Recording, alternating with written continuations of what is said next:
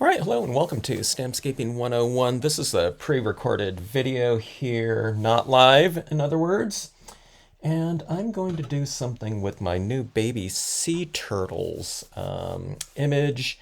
And it's a card that I've had in mind ever since I started designing this stamp. And I want to see how it's going to look here. So very easy in terms of the concept of it. I'm going using a piece of dark blue cardstock here. This one happens to be a Stardream Lapis Lazuli. You can use any kind of dark cardstock, or darker, could be mid-toned darker, because it's going to be a nighttime scene. And sometimes it's just easier to just start off with a darker piece rather than start off with a white piece of paper and to really darken everything out with the use of whatever media you happen to be using. This one I like just because it has a little bit of that shimmer to it inherently, but you can use, just your matte blue or something like that, a navy blue cardstock, whatever you happen to have around. All right, so here's my concept here. I'm going to have this moonlit night, okay, with some baby sea turtles heading out to the water under a full moon, and there's going to be the seaside cove here. But the other element in here that I thought would be really good is the quote stamp, the journey of 1,000 miles begins with one step. I don't know. Yeah. I think over the course of a sea turtle life, it's probably more like I don't know, tens of thousands of miles, with their migration. But I thought that quote went really well with that. Okay, so I'm going to have the Seaside Cove small here.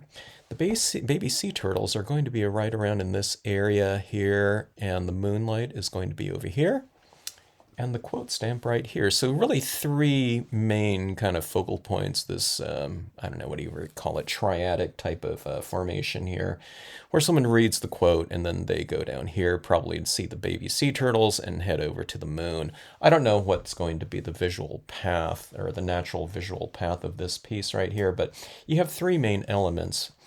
And the structuring is just going to be the seaside cove here. So if you're working on a standard, 4¼ by 5½ piece of cardstock here, we have, the seaside cove. It's the smaller one, but it is, a fairly large element here. And we're just going to have to, leave room for our quote stamp right up top here. You don't want to have any of the letters cut off or something like that. So wherever I stamp this, I just need to be aware of it. And we need room for the baby sea turtles to be heading in from right here. Those are going to be our star of the scene. All right, so when you're working on a dark piece of paper like this, there's different ways you can do it, but I find the most fun way to do this is just to use some what I call blocking out. Okay, it's usually when I'm doing it on things like iridescent papers, dark papers, foils, things like that, holographics. All right, and I'm going to add in my lighting in here, okay? Usually when we're starting with a white piece of paper, we're creating darker elements and we're retaining areas of light of a white piece of paper to represent our light and reflected light within a scene. So all I have to know is just the general area where my moon is going to go. I'm going to place it right in here. I don't need to have it be too perfect in terms of my placement here, because I'm going to add my moon right over the top of it, but I'm also going to add in some of my white paint pen to reinforce that idea of the moonlit illumination within this piece. So my moon will be roughly in this area right about here. Okay, now if I stamp this moon right here, this is the glowing orb, I need that I'm going to stamp it in black, but black doesn't stand out very much, well against a very dark background like this. So you're going to add some of this in, and then you're going to add some additional illumination around it, okay? You don't have to have this perfectly smooth, okay? This is a really easy process. And the thing about this too, okay, so there's my moon right there. And then our seaside cove is going to go roughly down here. I can add in some additional embellishment into this after I stamp my image so I can see where everything's going to be going. But just in general, one of the things that's really cool about a body of water at nighttime, or it could be daytime too, if you're doing like a sun over the water, you can have that reflected light on the water surface like this, okay? So we're coming over here like so.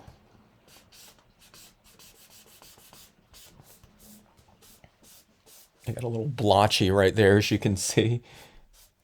I'm generally kind of starting it off right in that reflected area for the strongest illumination, okay? And going right down from that moon like so. And then I kind of spread it around like this, but you'll see where this just doesn't really matter. Okay, now I want some of that moonlight to be reflecting off of what will be the sand down here too. So I'm going to, we want those, our baby sea turtles to be showing up, and dark black on dark blue is not going to show up very much. So you're kind of spotlighting them by putting some of this white down here, which will be the illumination of the sand, okay? It's like a little spotlight right on our subject matter. Okay. Like that. This is wet ink, of course, but the sensibility is you kind of want to think about it like you're applying kind of like powder to something, okay? So you don't want a big blob of ink on your cotton ball. But again, don't worry about kind of,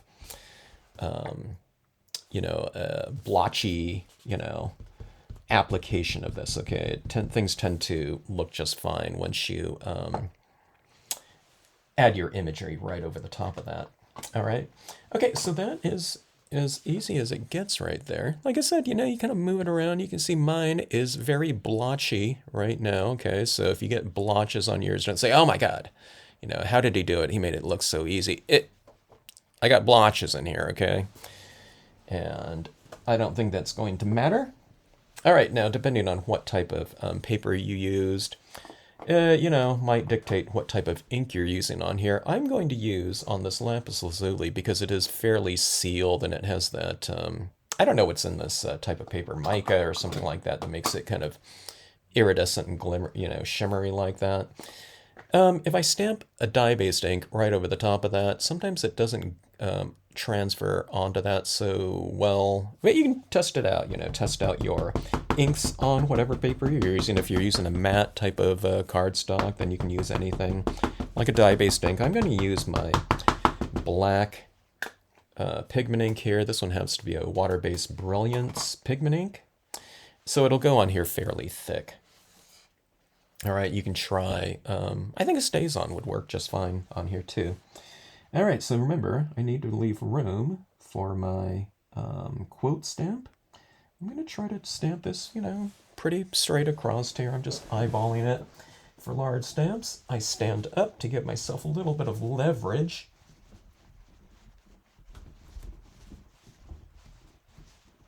I don't have to use my joints and everything like that so much when I can just use my weight. I'm going left, right, top and bottom, middle. And I kind of hit it again. I kind of leave this down here for that ink to transfer over there a little bit more. Okay. And we have our Seaside Cove on there. See that right there? You don't see like blotches or anything like that over the surface. And one of the things I like to do too on my pieces is I like to give them a little bit more texture. Let's see, where is my little tiny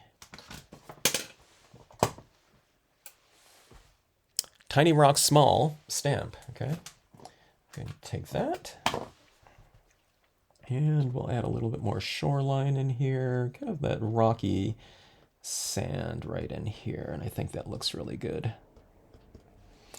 All right, see that right there?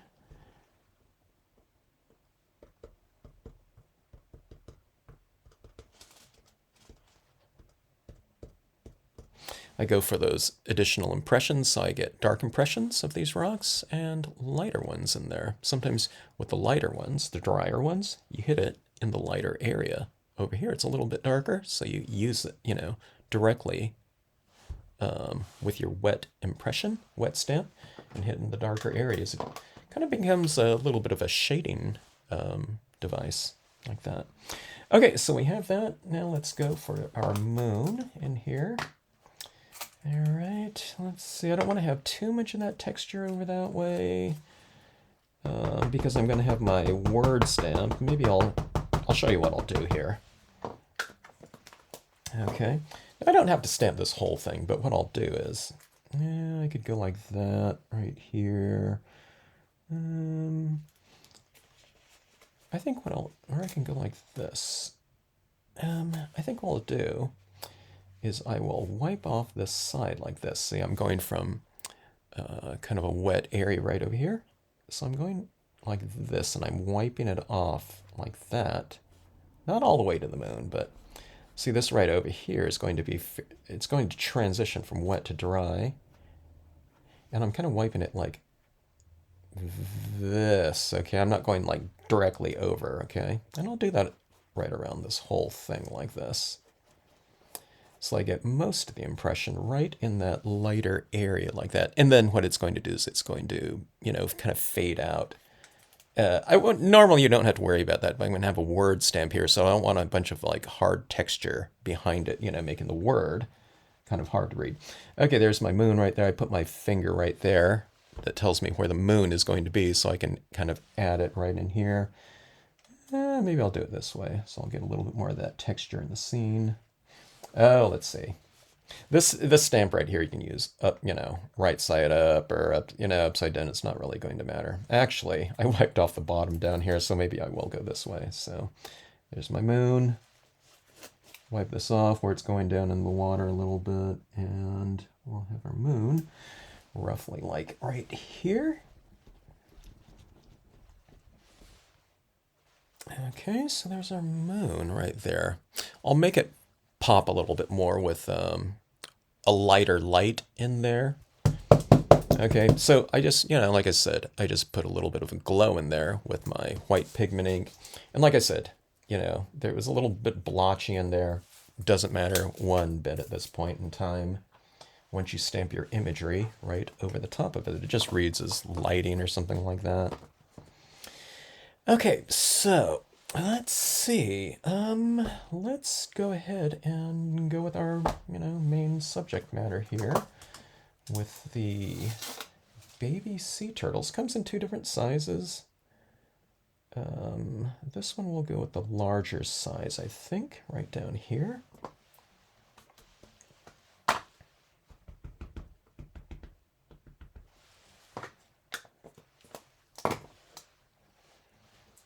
Okay, and let's see, I'm kind of positioning them.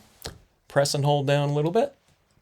Allow that ink to transfer. If you're using the lapis lazuli, if you're using a matte piece of paper, it transfers very quickly because, the surface isn't quite as sealed off with, that mica and whatever is on there.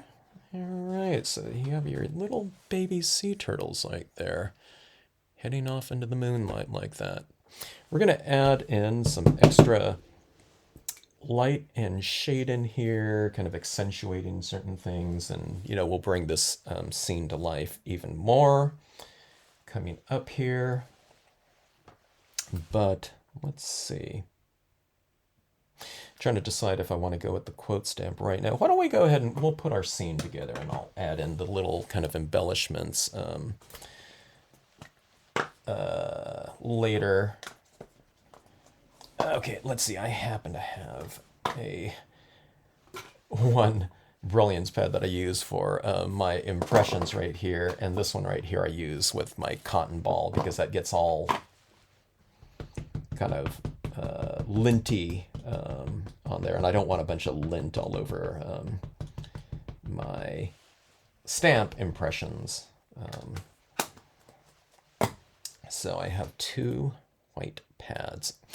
Okay, let's see if I can get this straight here. All right. Is that mounted on here straight? I think it's fairly straight. And okay, I don't want to stamp it upside down. That would be embarrassing. Okay.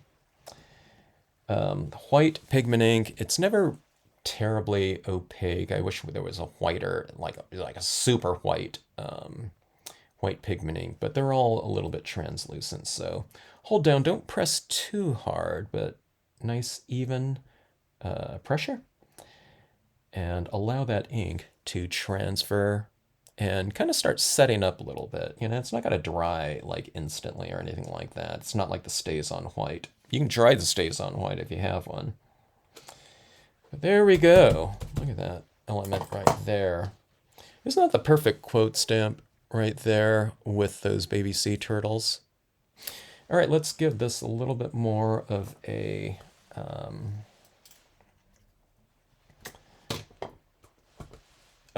kind of a focused area right here. Let's add in a little bit of reeds. In this case, it would be a little bit of a kind of shoreline grass right here. Oh, I'm using my dye-based pad. Maybe I should use my Brilliance right here.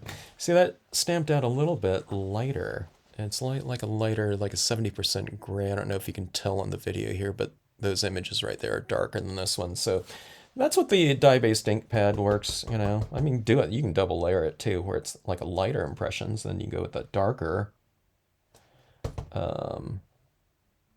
impressions of the pigment ink, you know, so you get kind of multiple tones in there. Sometimes it gives it a little bit more depth, having multiple tones of, in this case, kind of gray.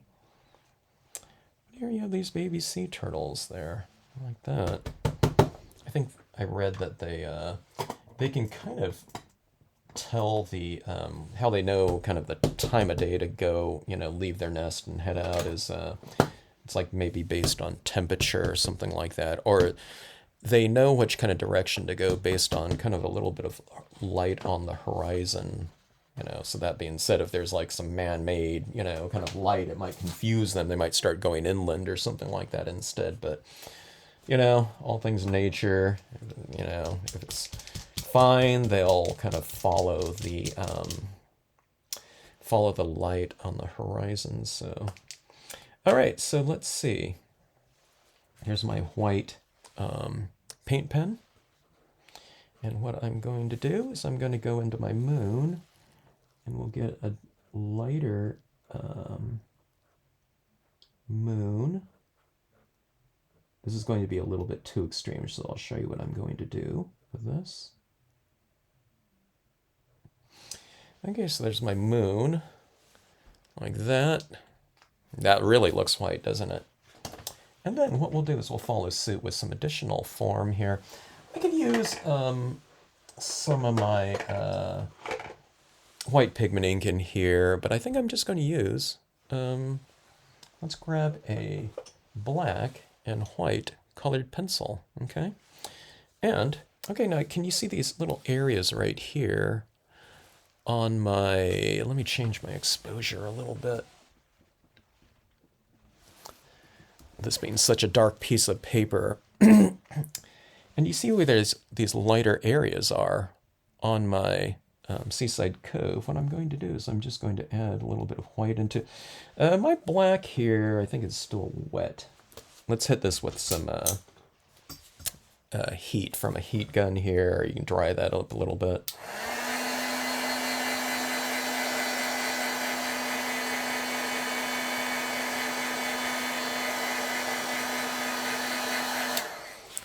I don't know if this white pencil will work on here. It has to be pretty soft on this kind of sealed off paper like this. I might hit it with my white paint pen instead. This pencil right here is fairly hard. It's not a soft white colored pencil. But, okay, I'll use my black colored pencil, and I'm hitting this in the shadow areas of the waves, or, you know, right underneath the crest of the wave like that. And it's just kind of giving it a little bit more body to these waves. We don't need to do too much of it.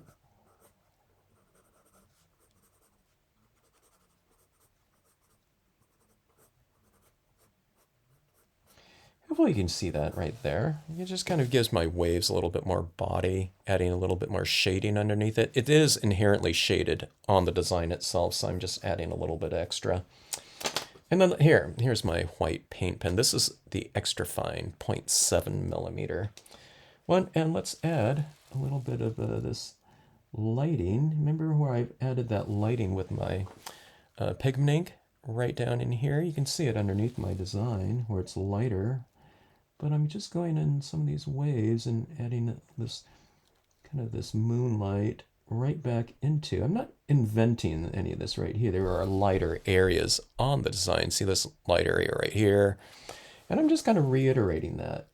And I'm kind of focusing it right underneath the moon. And then as I move away from that, I'll kind of, kind of taper it a little bit like that. So you add a little bit more right under your light source. Okay. You can add it with dots or lines or both. You see this right here? Here's this little cresting wave. And then you come over here and you just kind of taper it off. So a little cresting wave right here. They call this kind of the spin drift. It's that little spray coming off the top of that little wave.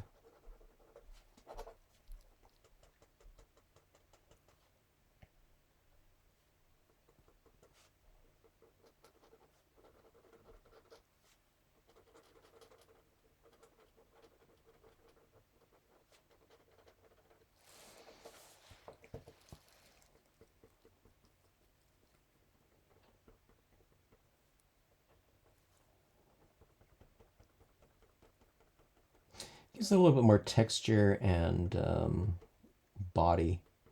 I need to be careful. I'm kind of smudging some of my reeds here with my finger, getting that right in there. I don't worry too much about that, and I don't want a big smear or anything like that, but yeah, this is all rubber stamping. The inkier the fingers, the better, I say. See how it's kind of bringing my little light, illuminated areas, reflected light to life, shimmering, little areas in here. Okay, and now down in our little, this is kind of, it's like a magic moment, right? You think about little baby sea turtles going out to sea. See this little illumination right here from the moonlight? And we have the shimmering kind of surface of the ocean right here. But let's put these in a little bit of that magical kind of shimmer as well. Presumably these waves are coming in, then they're going out like this. So if this area is wet right here, what you do is you give it some of that sparkly illumination like that. Okay. Down here, and you put them in kind of that little soft, shimmery illumination. Okay. And it kind of makes this area right in here a little bit more magical. See these reeds right here? Maybe the reeds, where I've smudged them a little bit. Let's put a little bit of a moonlight on some of these right here, okay? And then you have that scene. Look at this right here with the lapis lazuli too. Isn't that fun with the that shimmery? This would be cool on a like a shimmery silver too, I think. Maybe you can add in a little bit of blue yourself on silver cardstock or something like that. You can even stamp out your word stamp in silver.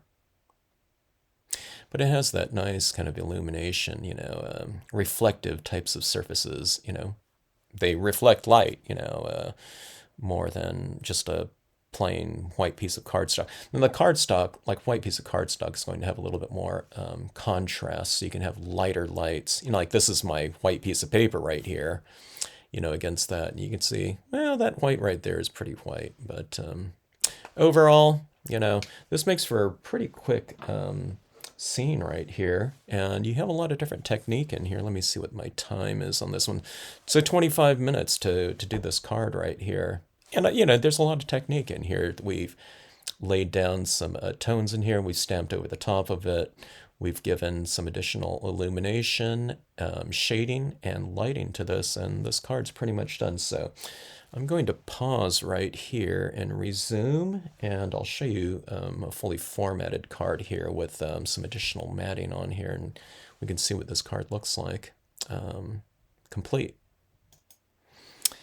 All right, there is my finished card. I keep things pretty simple with my card formatting here. Just a little bit of a simple white border like that. It tends to bring out the illumination within the pieces, like these little sparkles down here. And then just, I don't know, I happen to have a ream of dark blue. It's really almost black cardstock, glossy cardstock, but I thought that worked pretty good in here, and just keeping it really simple. I just noticed up in my upper left-hand corner, I have that Stampscapes Live. I should take that off when I'm doing these pre-recorded videos like this. But anyways, that being said, thank you so much for watching. Hope you enjoyed this one. And yeah, this is one that I was definitely thinking about when I did this, did these little baby sea turtles like this. Oh, variations. I think, this would be really good with the palm trees or something like this. I think this would be perfect in a kind of a tropical setting as well. And you can also put some little, different islands out here on the side. I was thinking about my Mystic series, with these, these left and right sides of the Mystic Hills and Mystic trees in here as well, to give it a little bit more body and whatnot. And I think this would look really great on a slimline card too, having the moon. When you have something like this visual dialogue between characters and maybe a destination in a piece, the longer, the farther away you have it, kind of the more, I don't know, visual tension you can create, and that visual dialogue like that. So if you make this like way over here, and you put that moon way over here, and these turtles are kind of heading in that direction, it just kind of emphasizes that a little bit more. And maybe for that one you use the Seaside Cove Large or something like that. But anyways, thanks so much for watching, and again, hope you enjoyed the baby sea turtles going out to sea composition here.